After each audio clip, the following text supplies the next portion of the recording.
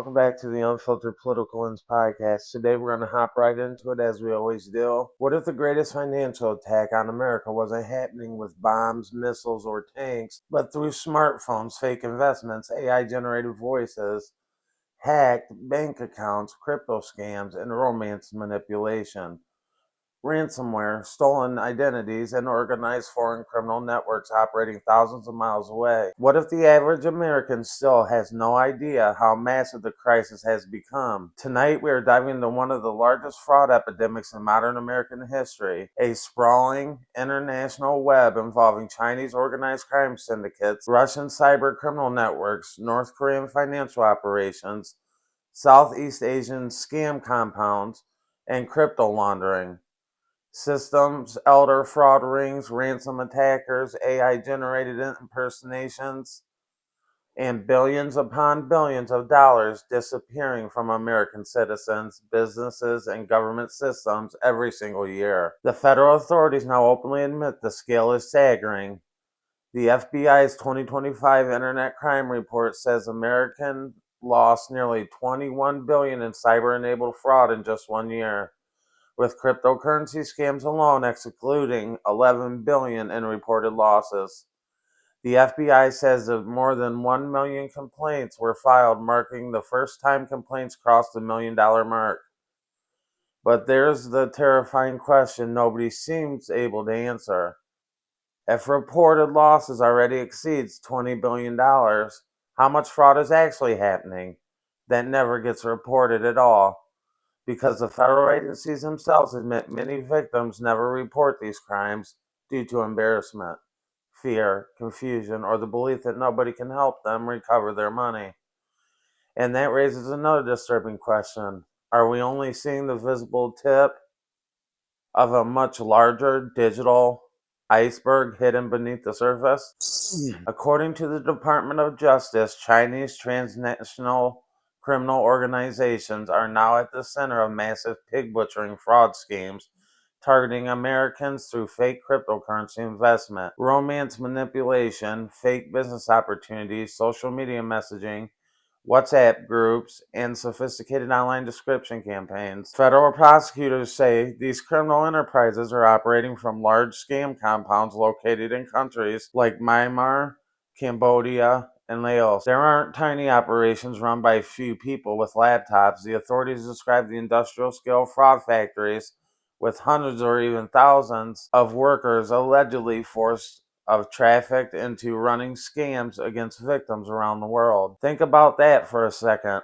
The Department of Justice says Americans are being targeted by organized international fraud compounds functioning almost like corporate call centers for the deception, and prosecutors say these operations have stolen billions. The DOJ recently announced that the new Scam Center Strike Force restrained more than $700 million in cryptocurrency and seized over 500 scam websites tied to Southeast Asian scam network. But there's another major question. If law enforcement froze hundreds of millions, how much money escaped before the authorities even discovered the operation? And how many more networks still exist that haven't been uncovered yet? The federal authorities say these scams are evolving faster than most Americans realize, and in many cases, the scammers no longer begin by demanding money immediately. Instead, they spend weeks or months building trust. They pretend to be romantic partners, investment mentors, financial experts, or even friends. They create emotional dependency before ever discussing the investment. The victims are then guided into fake cryptocurrency trading platforms that appear real. The numbers look real as well. The profits look real. The websites look professional. Some victims even successfully withdraw small amounts, initially making them believe the investment is legitimate. Then they invest larger amounts, sometimes their entire retirement savings, before suddenly discovering the platform was fake all along. And here's where things become even darker. The investigators say AI technology is now accelerating these scams dramatically. The FBI warns scammers are increasingly using voice cloning, deepfake videos, fake identification documents, and AI-generated profile pictures, and realistic impersonation technology to manipulate their victims. Imagine receiving a phone call that sounds exactly like your child, your spouse, or your parent, or your grandchild begging for help in an emergency. How many Americans could confidently distinguish a cloned AI voice from a real loved one during a moment of panic? And the FBI says AI-assisted fraud complaints already reached nearly 900 million in losses. But if this technology continues advancing exceptionally, what happens in 5 years or even 10? Meanwhile, the Russians' linked cybercrime groups remain among the world's most dangerous digital threats. United States authorities continue accusing Russian cybercrime organizations and intelligence-linked actors of ransomware attacks, credential theft, phishing campaigns, banking malware operations, DNS hijacking, infrastructure targeting, and cyber extortion against American companies and systems. The ransomware attacks against the critical American infrastructure reportedly rose again, affecting healthcare systems, financial institutions, manufacturers, government facilities, and technology providers. Think about the implications of that. Hospital infrastructure systems, financial services, and government entities are increasingly under attack from foreign cybercriminals who may be operating outside traditional law enforcement reach.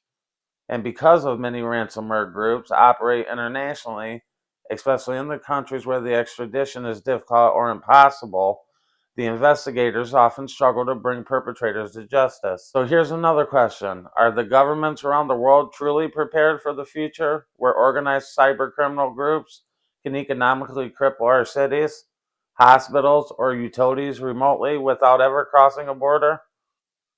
And then there's the North Korea. U.S. authorities say North Korean linked financial operations have increasingly used the cyber theft, fraudulent remote IT work schemes, and cryptocurrency laundering and sanctions evasion tactics to funnel money back to the regime. The federal prosecutors warned some North Korean operatives allegedly posed as remote tech workers as using stolen or fake identities to infiltrate the American companies, and the schemes reportedly generated revenue streams that could ultimately support sanctioned government activities. And again, this raises major national security questions when cybercrime becomes tied to the geopolitical adversaries. Where exactly is the line between ordinary criminal fraud and economic warfare? Now let's talk about the victims, because this crisis is devastating ordinary Americans at an astonishing scale. The FBI says that Americans over the age of 60 lost approximately $7.7 billion in 2025 alone. Elderly Americans are increasingly targeted because of the scammers. They believe they are more trusting, more isolated, and often process retirement savings, home equity, pensions, or investment accounts. Tech support scams, fake banking alerts, fake IRS calls, and grandparent scams, fake FBI warnings, cryptocurrency impersonation schemes, and gold bar pickup operations, which have exploded across our country. The federal prosecutors recently described the cases where criminals convinced elderly victims to convert life savings into a gold or cryptocurrency under fake claims that the bank accounts were under attack. Imagine working your entire life saving for retirement only to lose everything because someone used fear, manipulation, and technology to exploit your trust. How many victims never emotionally recovered even if part of the money is recovered? And how many families are being financially destroyed without national headlines ever monitoring their stories? Well, the FBI also warns that cryptocurrency ATM scams are rapidly growing. Americans reportedly lost hundreds of millions of dollars through Bitcoin ATM fraud schemes in recent years. The scammers frequently impersonated the banks, government agencies, or fraud investigators, convincing the victims to deposit cash into crypto ATMs, supposedly to secure their funds. Once the money is transferred, it often becomes nearly impossible to recover. Elderly Americans remain disproportionately targeted. But here's another question worth asking. Should lawmakers impose stricter regulations on cryptocurrency, ATMs, and digital assets transfers, or would that simply drive scams into even harder to trace systems? And while crypto fraud receives enormous attention, the healthcare fraud remains another massive battlefield. Federal investigators say healthcare fraud costs taxpayers tens of billions annually through fake hospice operations or fraudulent Medicare billing, fake sober living centers, and unnecessary medical procedures, forged claims, and organized billing scams, and major investigations have reportedly emerged from states like California, Florida, Texas, Arizona, Nevada, and Minnesota and New York. These schemes don't just steal the taxpayers' money, they can directly harm the vulnerable patients. Every dollar stolen through healthcare fraud, is money diverted from legitimate care hospitals and public programs. And because of the healthcare systems are incredibly complex, the fraud can remain hidden for years before the investigators uncover it. So, how much systematic fraud is still buried deep inside of Americans' healthcare infrastructure right now? The federal authorities are also warning that AI generated fraud is only beginning. The FBI says scammers increasingly use fake social profiles, forged documents, and cloned voices and deepfake videos to scale operations faster than ever before. Some experts now fear the future we're seeing is no longer believing. If the video evidence and voice recordings, financial statements, and even live video calls can be conveniently faked, how will the ordinary people know what's real anymore? Could the next stage of fraud involve fake emergency broadcasts, fake CEOs, fake political messages, or fake financial panic events designed to manipulate markets and populations simultaneously? Meanwhile, many Americans feel frustrated with enforcement itself. Across online communities, victims frequently report the difficult recovering of stolen funds or receiving direct responses after filing complaints. Some of the victims say they feel abandoned after losing life savings. Others warn that scammers often target victims again through so-called recovery scams, falsely claiming they can recover stolen crypto for an additional fee. The criminal networks understand something terrifying about the human psychology. Victims who are desperate to recover losses can become vulnerable to be exploited repeatedly. And now here's the bigger picture question that many Americans are beginning to ask. Is this simply an explosion of criminal fraud, or are we entering an entirely new era of digital economic warfare where organized cybercriminal groups and transnational syndicates, artificial intelligence, cryptocurrency systems, and weak international enforcement mechanisms combine into a permanent global threat environment? Because the scale keeps growing, the sophistication keeps growing, and the technology keeps evolving. And law enforcement agencies themselves admit these criminal operations are highly organized, heavily funded, and globally interconnected. The Department of Justice's creation of an entirely new scam center strike force specifically targeting these overseas operations signals that federal authorities see this as a national threat level, not isolated criminal incidents. But there's another uncomfortable question. How dependent has modern society become on digital trust itself? Our banking investments, communications, healthcare systems, identities, government records, businesses, and even personal relationships increasingly exist online. What happens when the trust in digital systems begins collapsing?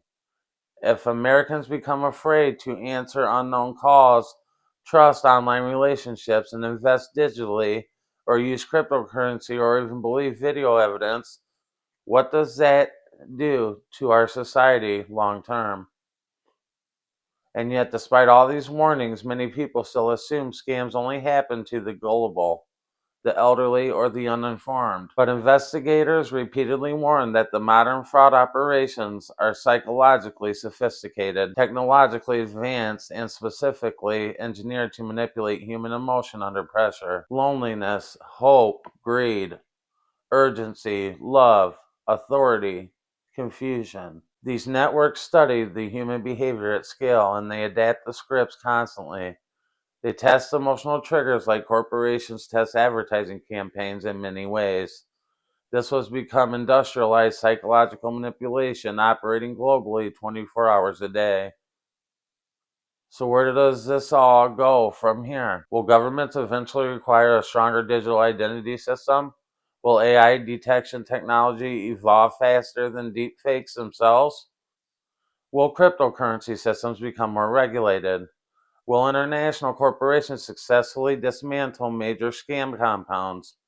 Or will criminal networks simply adapt faster than government can respond?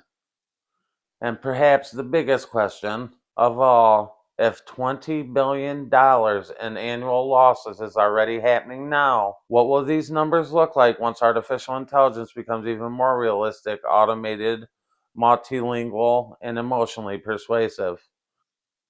Because maybe the most challenging part of this entire story is that the federal authorities openly admit this threat is still expanding. The FBI says complaints, losses, and AI assisted scams continue rising.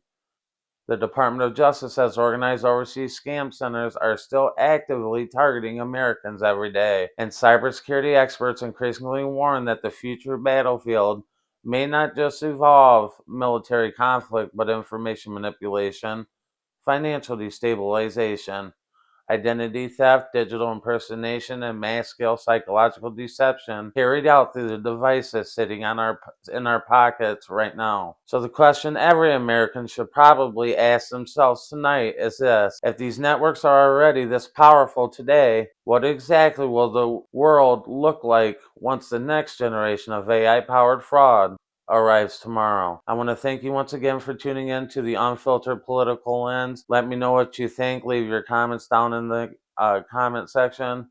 I look forward to hearing from you and what you think, and we'll see you in the next one. Peace.